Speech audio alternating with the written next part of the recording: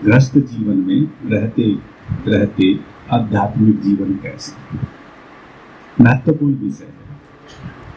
और समझाने में अगर समझाने लगे तो बड़ा विराट भी हो जाएगा। तो ऐसे में हमें जल्द इस चीज को हल करना है। और आप, मुझे पता है कि समझदार हैं सभी, थोड़े से इशारों में ही बहुत कुछ समझ जाएंगे। थोड़े से इशारों में एक अध्यात्म का विज्ञान है और एक गृहस्थ का विज्ञान है। अध्यात्म का विज्ञान का संबंध जो है वो हमारा अलग अलग ढंगों से, हम कहीं ना कहीं किसी न किसी रूप में जुड़े होते हैं।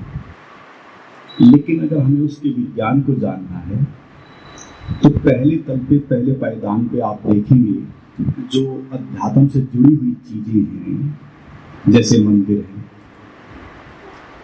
मस्जिद है, गुरुद्वारे हैं, चर्च है, जैन स्थानक है, बौद्ध स्तूप हैं, या फिर और बहुत ऐसे मत मतांतर हैं जो स्पिरिचुअल, जो आध्यात्मिक हैं, उनके अपने स्थान स्थली हैं, कुछ तीर्थ स्थलियां हैं। अब ये एक अध्यात्म का देखा जाए तो ये पहला पायदान है और कहीं ना कहीं हम किसी न किसी रूप में इन चीजों से जुड़े होते हैं। बच्चा पैदा होता है, ऐसे घर में पैदा होता है, कहीं ना कहीं पहले से वो चीज चली आ रही है और हम कहीं ना कहीं उसी से फिर जुड़ जाते हैं और उसी में ढलते चले जाते हैं। लेकिन यहाँ बस थोड़ा सा मैं ब्रेक दूंगा और ब्रेक लगाना चाहूंगा कि जैसे एक छोटा सा बच्चा जब हम कक्षा में पहली में भेजते हैं तो कहते हैं कि कै को अगर पढ़ाना है तो उसके सामने क्या रखते हैं, तस्वीर रखते हैं। तो कहते हैं कि ये कै कबूतर यानी कि तस्वीर है, किसका प्रतीक है, कै का। अब उन मंदिरों में जहां भी आप जाएंगे किसी न किसी इष्ट देव की मूर्त पाएंगे और वहां जाके करते क्या आप, कोई खुशी है तो शायद कुछ न कुछ कहते कि प्रसाद चढ़ाते हैं या कुछ न कुछ आप बांट देते हैं, और दुख है तो जाके वहां नमन करते हैं, झुकते हैं और हल्के फुल्के हो जाते हैं। ठीक है। अब इस पहले पायदान पे अगर देखें तो प्रतीक क्या है, कैसे कबूतर, यानी कि वो पहली आध्यात्मिक एक पड़ाव है और हम उस मूर्त तक ही सीमित रह जाते हैं, कैसे कबूतर तक ही हम सीमित रह जाते हैं। ये पहला पायदान है। मैं कहूंगा कि यहाँ नहीं रुके, ठीक है, आगे बढ़े, आगे बढ़ना है। और आगे क्या है, फिर देखते हैं कि कुछ शास्त्र हैं, जैसे वेद है, कुरान है, बाइबल है, गीता है, रामायण है, महाभारत है, 18 उपनिषद हैं और आयुर्वेदा के शास्त्र हैं और बहुत बहुत दुनिया भर के शास्त्र हैं, जैसे बौद्ध धम्पद है, जैन सूत्र है और अन्य अन्य ऋषियों ने, मुनियों ने अपने अपने ढंगों से बात को व्यक्त किया है। लेकिन किस बात को उन शास्त्रों में व्यक्त किया है, और उन्हीं शास्त्रों में से हम कोई ना कोई मंत्र जाप करते हैं, उपासना करते हैं, प्रार्थना करते हैं और हम कहीं ना कहीं किसी मंत्र का स्मरण भी करते हैं, जप भी करते हैं। लेकिन फिर मैं कहूँगा कि थोड़ा सा ब्रेक लगाना पड़ेगा, और ब्रेक ये है कि जैसे जो शास्त्र हैं जो भी है उनमें किसका जिक्र है, कहते हैं कि परमात्मा शाश्वत है, सत्य है, सनातन है, सदा रहने वाला है, आत्मा अजर है, अमर है, अविनाशी है, परमात्मा सत्य स्वरूप है, अविनाशी है, शाश्वत है, कभी ना मिटता, कभी ना खत्म होता है। ये सब चीजें हैं, लेकिन क्या पढ़ने से हल हो जाएगा?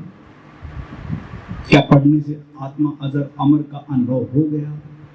क्या परमात्मा शाश्वत सत्य है, क्या परमात्मा का अनुभव हो गया? इसलिए जो भी दूसरा पायदान है वहां हमें जिज्ञासा पैदा होती है, पढ़ते हैं, देखते हैं कि हाँ कुछ तो है, और वहां से जब जिज्ञासा आपके भीतर जब जन्मती है तो उन्हीं शास्त्रों में से कुछ न कुछ मंत्रों का हम जपन करते हैं। वो भी एक आध्यात्मिक पड़ाव है, आपका दूसरा पड़ाव है, लेकिन कुछ लोग वहीं तक भी रुक जाते हैं।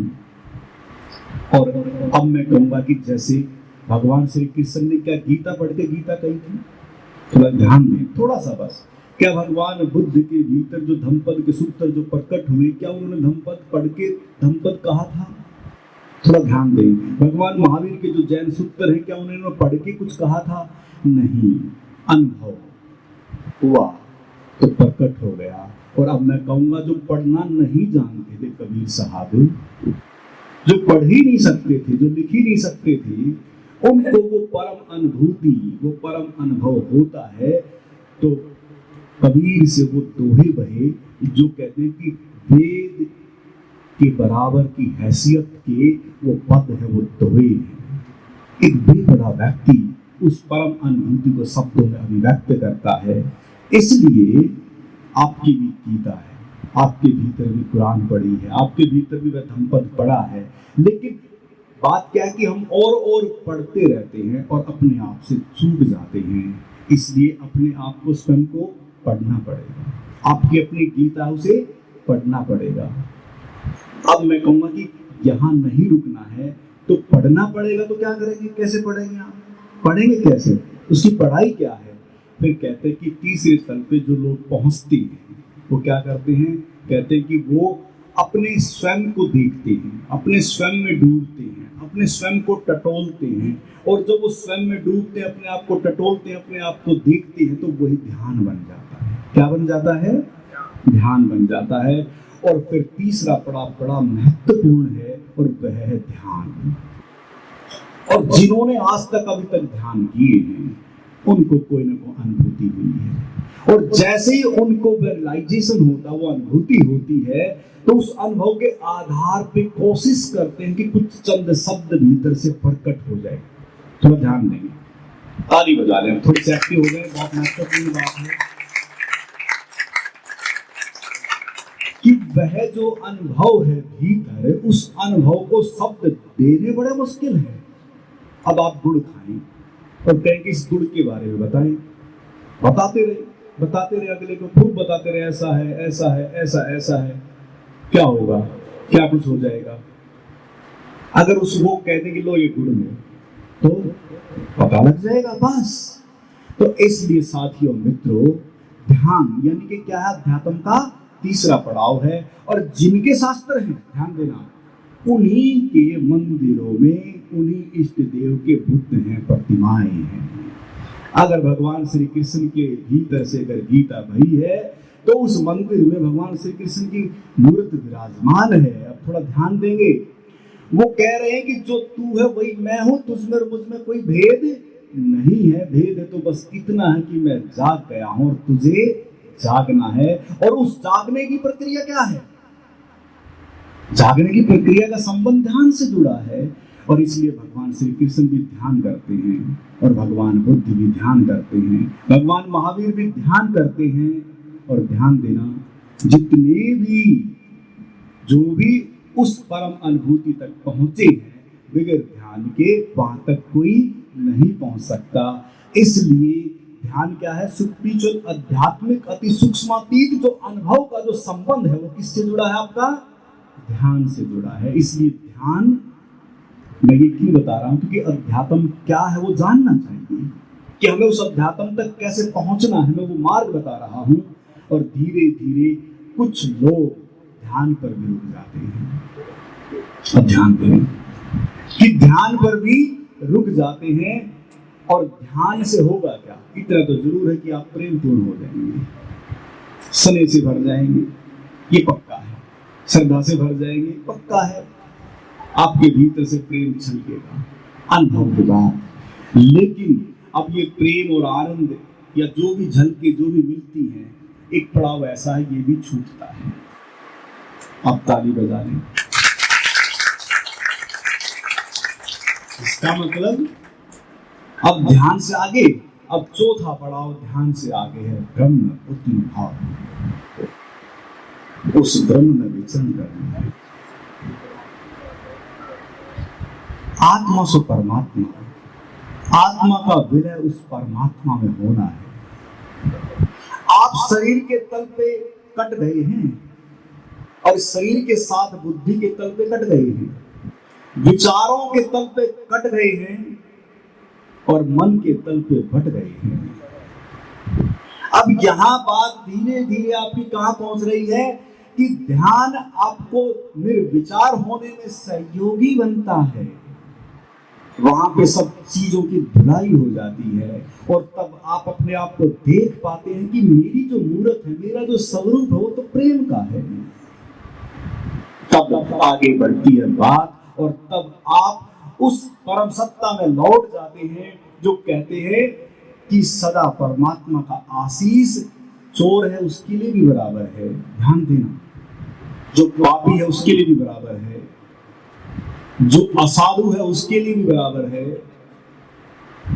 और जो साधु है और जो संत है और जो अपने जीवन का निर्वहन अच्छे से कर रहा है, कहते हैं कि अच्छा और बुरा परमात्मा के लिए सब एक समान है। इसलिए ध्यान देना, सूरज अगर निकलता है तो ये थोड़ी ना है कि ठीक आदमी को ही ताप देगा, ये तो एक बाह्य प्रकाश है, वो सभी के लिए एक जैसा बरसता है। इसलिए वो परम ऊर्जा का संबंध सबके लिए एक समान होता है। इसलिए जब कोई वहां उस यात्रा तक पहुंच जाता है, उस पड़ाव तक पहुंच जाता है, जो उसमें विलय कर जाता है, तो फिर वहां जाकर आत्मा भी न बचती है। शरीर तो छोड़ो, मन तो छोड़ो, बुद्धि तो छोड़ो, मन के विचारों की धारणाओं को छोड़ो, और जो हम कटे बटे हैं, जो आध्यात्मिक नाम पर, जो स्पिरिचुअल नाम पर, जो मत मतांतरों के आधार पर, जो धर्मों के आधार पर, बाह्य धर्मों के आधार पर जो हम बटे और कटे हैं, आज देखो सबसे ज्यादा नरसंहार इस पृथ्वी पर किस कारण हो रहा है। अगर आपको उस अध्यात्म की चरमोत्कृष्ट, जो आपका उत्तम, जो एक अंतिम, जो आपका रूप और स्वरूप होना चाहिए, अगर जब आप वहां पहुंचेंगे, जब उस यात्रा तक पहुंचेंगे, तो भगवान श्री कृष्ण कहते हैं कि मैं युद्ध तो नहीं लड़ सकता, लड़ा रहे हैं। ध्यान दे, क्यों नहीं लड़ सकते? क्या कारण है, क्या वजह है? क्योंकि जब कोई व्यक्ति उस अवस्था में पहुंच जाता है तो उसके लिए सब समान है। लेकिन कहते हैं कि मन के विचारों के तल पे धर्म युद्ध है। इसको थोड़ा समझने की कोशिश करता हूं। इसलिए जो उस अवस्था में पहुंच जाता है, बुद्ध जब अगर उस अवस्था में पहुंचे तो युद्ध नहीं, युद्ध की जगह उन्होंने ध्यान दिया। इसलिए मैं इशारा कर रहा हूं, थोड़ा सा ध्यान देंगे। अगर उस अवस्था में जब आप पहुंचेंगे तो फिर आपके भीतर केवल दुख और सुख सब विदा हो जाएंगे, प्रेम और आनंद सब विदा हो जाएगा। केवल आप इस पूरे के पूरे जगत पर एक चलती फिरती अहरनिश ऊर्जा का रूप रह जाएंगे। आप पे कोई भी किसी तरह का कोई प्रभाव नहीं होगा। ध्यान देना, थोड़ी देर ध्यान दें, किसी तरह का कोई प्रभाव नहीं होगा। इसलिए बुद्ध को कोई गाली देता है तो बुद्ध खड़े हैं, कोई थूक भी जाता है, बुद्ध खड़े हैं। अब एक चीज का गौर से ध्यान से थोड़ा सुनना, जब भी कोई उस अवस्था में पहुंचता है उनको बड़ी गालियां पड़ती हैं, पता है? बुद्ध को बड़ी गालियां पड़ी। क्या सोचते हो भगवान श्री कृष्ण को गालियां नहीं पड़ी होंगी? दूसरे पक्ष से तो बड़ी गालियां पड़ी होंगी। ध्यान देना, बहुत से सोचते हैं कि बड़ा अच्छा मार्ग है, गुरु बन गए, ओह क्या बात है। मैं कहता हूं कि जितना गुरु का रास्ता कांटों से बिछा हुआ होता है, आम साधारण जन का कोई रास्ता है, कोई मार्ग है? आम को क्या मतलब है? आम को क्या पड़ी है? सारे दुख दर्द को वो ओट लेते हैं यीशु मसीह सूली पे लटक। कमाल है। महर्षि दयानंद को जहर दिया गया, कमाल है। तो जहर जब पिया गया तो करुणावश कहते हैं अपने उसको जो रसोइया था, बोला कि कुछ पैसे ले ली तो तुझे मार देंगे। कमाल के लोग हो जाते हैं। क्या हो जाता है ऐसा क्या चित्त परिवर्तित हो जाता है कि जो उन्हें मार रहा है उन्हें भी प्रेम बरसा रहे हैं। और फिर अगर देखें, सुकरात जहर दिया जा रहा है, बड़े खुश हो रहे हैं। और ध्यान देना, महत्वपूर्ण बात, आचार्य रजनीश, भगवान ओशो आज भी और पता नहीं भविष्य में